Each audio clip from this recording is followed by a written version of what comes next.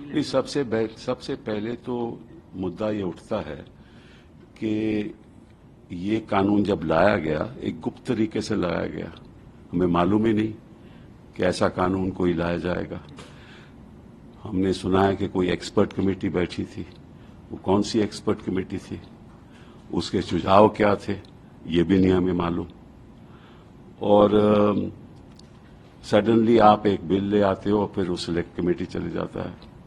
तो ये जो तरीका है ना सरकार को कोई कानून लाने का, ये अपने आप में असंवैधानिक है। इसमें कौन सी एक्सपर्ट कमेटी है, उसकी चर्चा क्या रही, कौन कौन लोग बुलाए गए, उसके सुझाव क्या थे, ये तो पब्लिक डोमेन में होना चाहिए। दूसरी बात, इस देश के सामने समस्याएं क्या हैं? सबसे बड़ी समस्या इस देश के सामने है कि जो पुलिस कर्मी है वो राजनीतिक दृष्टिकोण के द्वारा चलता है। ठीक है, आप कहीं भी देख लो, जहां भी भाजपा सरकार है, ठीक है, वो मतलब कि कोई भी विरोधी दल के लोग हैं, कोई भी सरकार को विरोध करने वाले हैं, उसके ऊपर कार्रवाई शुरू हो जाएगी। ठीक है, क्योंकि पुलिस की इन्वेस्टिगेशन राजनीतिक दृष्टिकोण से आजकल जुड़ी हुई है। किसी भी प्रदेश के जहां भाजपा सरकार है देख लो, ऐसा ही है। ऐसा ही ईडी का हो रहा है। ऐसा ईडी का हो रहा है कि जहां जहां आपके राजनीतिक जो विरोधी लोग हैं, जो दलों के नेता भी हैं, उनके खिलाफ ईडी कार्रवाई करता है। तो इसका मतलब कि जो भी हिंदुस्तान की इन्वेस्टिगेटिंग एजेंसीज हैं वो सत्ता पक्ष के लोगों के इशारे पे चलती हैं। ये सबसे बड़ी समस्या यह है। और आज के दिन कानून के द्वारा, जो आज के दिन कानून लागू है, जो पुलिस कस्टडी है वो केवल 15 दिन हो सकती है। और ये जो सुझाव लाया गया है, ये पुलिस कस्टडी का इन्होंने कहा है कि 60 दिन से लेकर 90 दिन भी हो सकती है। ठीक है ना? तो मतलब कि इशारा ये रहा कि पुलिस कर्मियों को ज्यादा पावर दी जाएगी।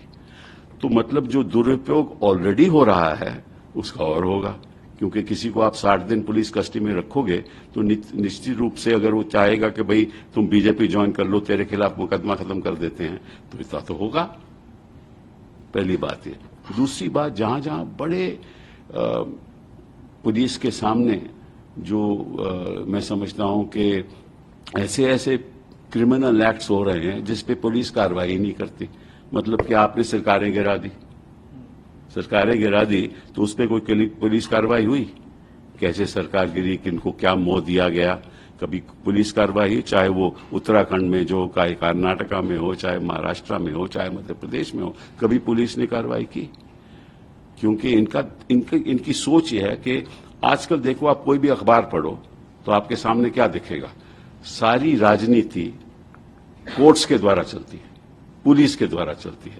इसको ये पकड़ा गया। अभी उत्तराखंड की सरकार के चीफ मिनिस्टर को बुला लिया उन्होंने 15 तारीख। अभी उनको मालूम है कि 14 तारीख उनको मालूम है, 15 तारीख इंडिपेंडेंस डे है। तो ये किस लिए, ये क्यों हो रहा है? तो सबसे बड़ी, अगर उसी पुलिस को आप इतनी पावर दे दोगे तो दुरुपयोग होगा। पहली बात ये क्योंकि मैंने बारीकी से कानून नहीं भी पढ़ा, मैं मोटे मुद्दे आपको समझा रहा हूं। दूसरी बात जो इससे भी खतरनाक ज्यादा है कि इन्होंने अब सेडिशन तो हटा दिया। कहते हैं कि हमने, देखिए, सेडिशन का जो कानून था वो खत्म कर दिया, लेकिन उसके लाए क्या है? नेशनल सिक्योरिटी का जो भी नेशनल सिक्योरिटी खतरे में लाएगा उसको गिरफ्तार कर देंगे। और इसकी ये मतलब कि स्टूडेंट्स गिरफ्तार होंगे, आपके पत्रकार लोग गिरफ्तार होंगे, जो इनको विरोध करते हैं वो गिरफ्तार होंगे, एकेडमिक्स गिरफ्तार होंगे। कुछ भी कह सकते हैं ये तो राष्ट्रीय विरोध हो रहा है, उसकी कोई डेफिनेशन है नहीं। तो दो इनके खास मुद्दे हैं। एक तो लोगों की जुबान को बंद करना, तो ये तो नेशनल सिक्योरिटी का मुद्दा है कि कोई विरोध न कर सके, कोई बयान नहीं दे सके इनके खिलाफ, कि तुरंत नेशनल सिक्योरिटी का कानून के द्वारा 90 दिन 60 दिन जो भी कस्टडी लगा देंगे।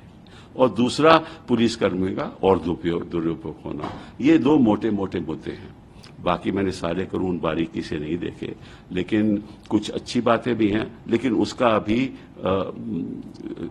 सोचने की ये बात है कि आगे, जैसे उन्होंने कहा कि सारा ट्रायल आप वीडियो कॉन्फ्रेंसिंग द्वारा कर सकते हैं, उन्होंने कहा ना, अभी ये बताइए मुझे कि कौन रिकॉर्ड करता है वो जो ट्रायल हो रहा है कौन रिकॉर्ड करेगा? अच्छा, और कोई जवाब अगर वो उसमें हटा दें तो कौन उसका, हमारे पास तो जो अक्यूज्ड है उसके पास तो कुछ रहेगा नहीं, तो कोई भी जवाब जो अक्यूज्ड के हक में है या इन लोगों प्रोसिक्यूशन के खिलाफ है हटा भी सकते हैं। अच्छा, अगर अक्यूज्ड के केस आपने हटा दिया तो ये अपनी एफएसएल रिपोर्ट मंगवा लेंगे, ठीक है, उस पर फिर कोर्ट में चर्चा नहीं होगी और जब तक ट्रायल खत्म हो जाएगा। तो ये बड़े बड़े मुद्दे हैं जिनको सोच समझ के ऐसे कानून इस तरीके से लाए नहीं जाते। और मुझे तो इसकी, अगर ये क्रिमिनल प्रोसीजर कोड है तो न्याय संहिता क्यों बोल रहे हैं? न्याय संहिता तो यही हुआ ना, जस्टिस सिस्टम। तो यहां तो मतलब कि कोर्ट के द्वारा लगभग अक्सर इनजस्टिस होता है। तो मुझे इस बात की भी समझ नहीं आई, लेकिन ये मोटी मोटी ये बात है। सर, लेकिन जो बातें निकल कर आ रही हैं कि जो केसेस बहुत ज़्यादा पेंडिंग है कोर्ट के अंदर, हमारे पास उस लेवल पे पुलिस फोर्स भी नहीं है जो, तो क्या ये जो कानून जब आएगा तो क्या हम ये कह सकते हैं जो केसेस पेंडिंग है उनमें कम वक्त लगेगा, वो जल्दी कैसे कम वक्त लगेगा? क्योंकि उनकी इन्वेस्टिगेशन या तो हो चुकी है या चल रही है, तो वक्त कैसे कम लगेगा? अगर आपके पास पुलिस की इन्वेस्टिगेशन फोर्स ही नहीं है तो वक्त कैसे कम लगेगा? ये तो ट्रायल की बात कर रहे हैं ना। इन्होंने ये भी कहा कि जो पुलिस की जो स्टेटमेंट होती है वो भी वीडियो रिकॉर्डिंग हो जाए, वो तो अच्छी बात है, वो तो अच्छी बात है। लेकिन उस वीडियो रिकॉर्डिंग का उसमें अगर काटपीट हुई तो उसको कैसे प्रूव करोगे आप? उसको कैसे कोई चैलेंज करेगा? तो ये बहुत बड़ा मुद्दा है ये।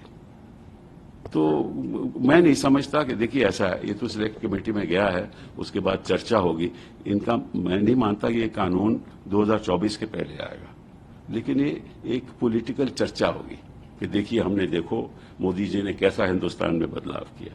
ये राजनीतिक एक कदम उठाया है।